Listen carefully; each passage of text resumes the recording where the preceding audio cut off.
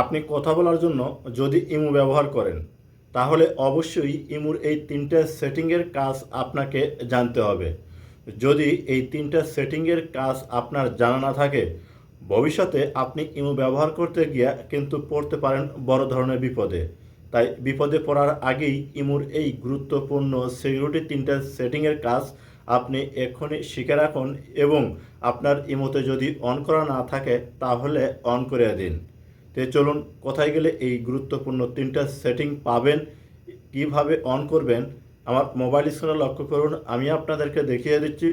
ভিডিওটা দেখে যদি ভালো লাগে অবশ্যই সাথে থাকবেন। প্রথমে আপনার মোবাইলে থাকা ইমো অ্যাপ্লিকেশনটা ওপেন করে নেবেন।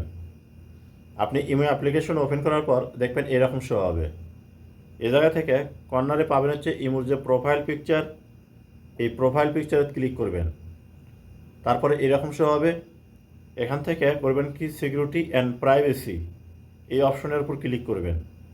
যখন এখানে ক্লিক করবেন আপনার সামনে এরকম শো হবে। এখান থেকে স্কিপ করে উপর দিকে নেবেন। আপনি স্কিপ করে উপর দিকে নেওয়ার পর নিচে একটা অপশন পাবেন হচ্ছে অ্যাড ফোন কন্ট্যাক্ট, আপনি করবেন কি এখানে ক্লিক করবেন। যখন এখানে ক্লিক করবেন এরকম শো হবে।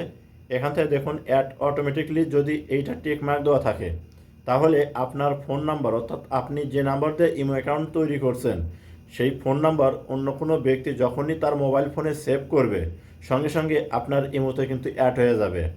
এখন আপনি করবেন কি এখান থেকে ডন অ্যাড অটোমেটিকলি, যদি এইটা টিক মার্ক দিয়ে রাখেন তাহলে আপনার হবে কি আপনার ফোন নাম্বার সেভ করার পরও আপনার ইমোতে কিন্তু সরাসরি কেউ অ্যাড হতে পারবে না যতক্ষণ পর্যন্ত না আপনি তাদের রিকোয়েস্টটা অ্যাকসেপ্ট করবেন। তো আপনার সিকিউরিটির কারণে আপনি এই সেটিংটা অবশ্যই ডন অ্যাড অটোমেটিকলি এইটা দিয়ে রাখবেন। এখান থেকে টিকমার্ক দেওয়ার পর ব্যাক বাটনে কাটিয়ে দেবেন। আর এইটা কিন্তু প্রথম সেটিং। 2 নম্বর সেটিংটার জন্য আপনাকে যে কাজটি করতে হবে, এই যে দেখুন এখানে লেখা আছে কি পাসকোড লক, এই যে অফ লেখা আছে এখানে ক্লিক করবেন। আপনার সামনে এরকম শো হবে। এখান থেকে আপনি এই যে এনেবল লেখা আছে এখানে ক্লিক করবেন। এই জায়গায় ক্লিক করার পর আপনার সামনে এরকম শো হবে। এখানে 4 সংখ্যার একটা কোড দিবেন। তো আমি কোডটা দিচ্ছি 1 2 3 4, আবার কনফার্ম করতে হবে 1 2 3 4।